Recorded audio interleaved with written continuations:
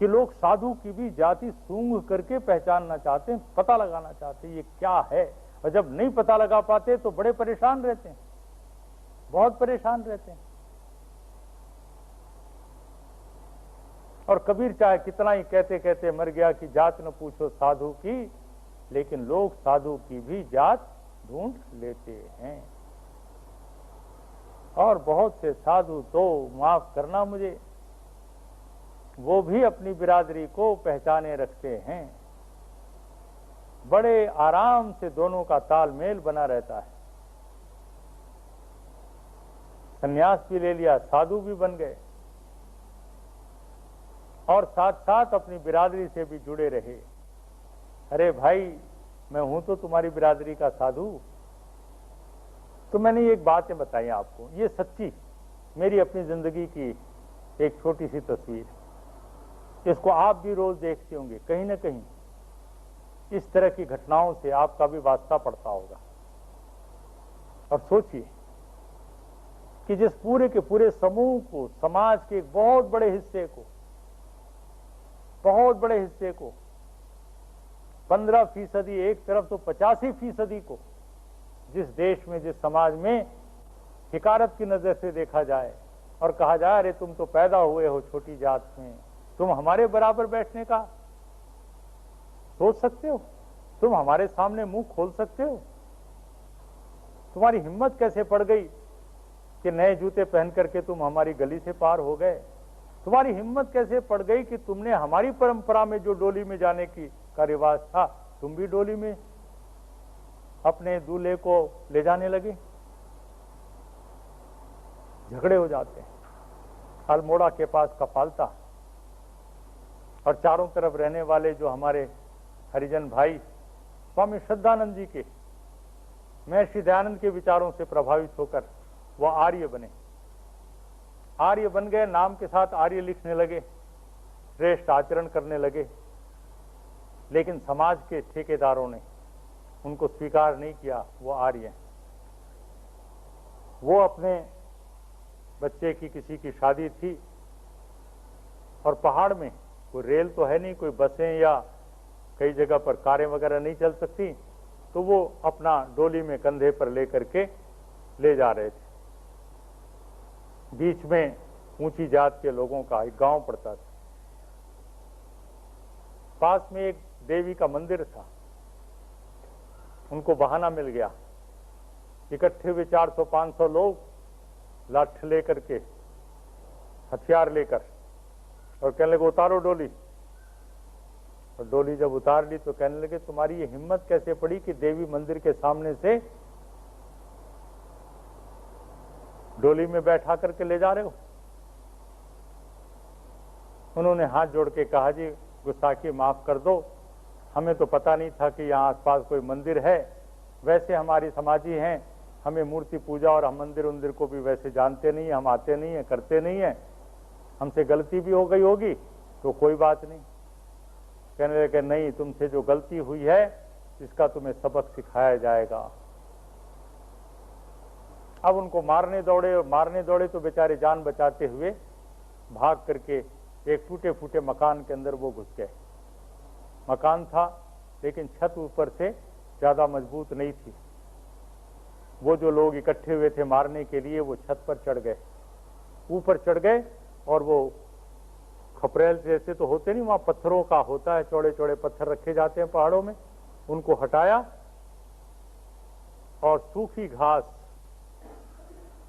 सूखी घास चारों तरफ से जंगल की इकट्ठी करके, अंदर वो बंद हैं, बाहर से कुंडा लगा दिया और सूखी घास इकट्ठी करके उसमें आग लगा करके नीचे डालते चले गए और 14 मेरे भाइयों को वहां पर जिंदा भून दिया गया।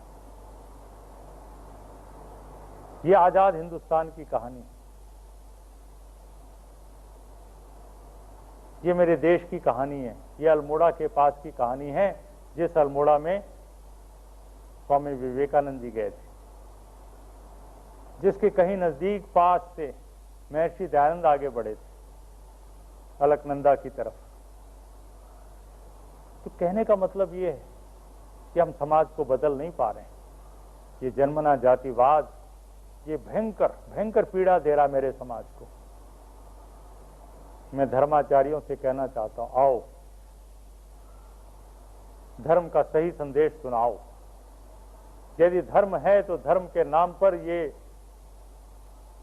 बदमाशी, ये अनीति, ये दुर्नीति मत चलने दो। ये मेरी भारत मां की पीड़ा है, मेरे समाज की पीड़ा, इसको समाप्त करो। यहां हर इंसान को सम्मान का दर्जा दो। जो बात वेद, उपनिषद और गीता और भगवान राम जिन्होंने शबरी के बेर खाए और जूठे बेर खाए, तो मंदिर में भजन गाने से नहीं चलेगा। शबरी के बेर, सुदामा जी के तंदुल, अरुचि रुचि रोच, अरे भजन गाने से बात नहीं बनेगी मेरे भाई। सम्मान देना पड़ेगा। हमारे आदिवासी भाई बहनों को हम सम्मान नहीं देते, हम अपने दलित भाई बहनों को सम्मान नहीं देते, हम उनको रुपया पैसा नहीं दे सकें, हम उनको कोई कोठी कार न दे सकें, सम्मान तो दे सकते हैं, एक इंसान होने का दर्जा तो दे सकते हैं। एक कुत्ते को गोद में लेकर के हम प्यार करते हैं, ड्राइंग रूम में बैठ करके, सोफे के ऊपर बैठ करके कुत्ते के बच्चे को हम प्यार करते हैं।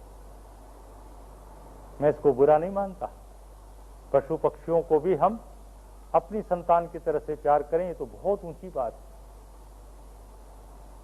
लेकिन कुत्ते के पिल्ले को गोद में लेकर के चूमते और चाटते और प्यार करते हैं हम, लेकिन घर में पोछा लगाने के लिए जो मेरी नौकरानी आती है, उसके बच्चे को कभी हम भूल कर भी अपने गोद में उठा करके प्यार नहीं करते। क्या उस मां को कोई संदेश नहीं जा रहा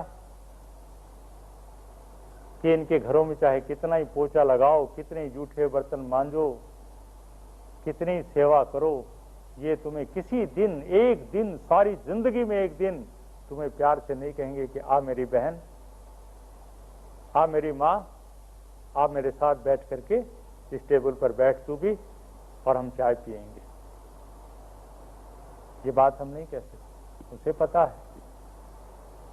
एक दिन, पूरी जिंदगी में एक दिन, अपवाद के लिए सही एक दिन, क्या हम कर सकते हैं? मैं बहुत टेढ़ा सवाल रख रहा हूं, सोचिए इसके बारे में।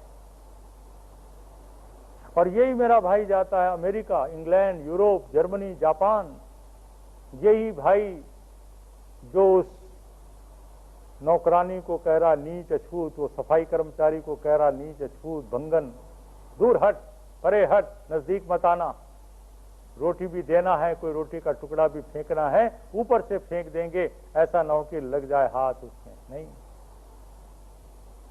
यही मेरा भाई जब किसी बिजनेस, व्यापार या रुपए कमाने के लिए, डॉलर कमाने के लिए अमेरिका जाता है, तो मैं देखता क्या हूं, वहां एकदम बदल जाता है।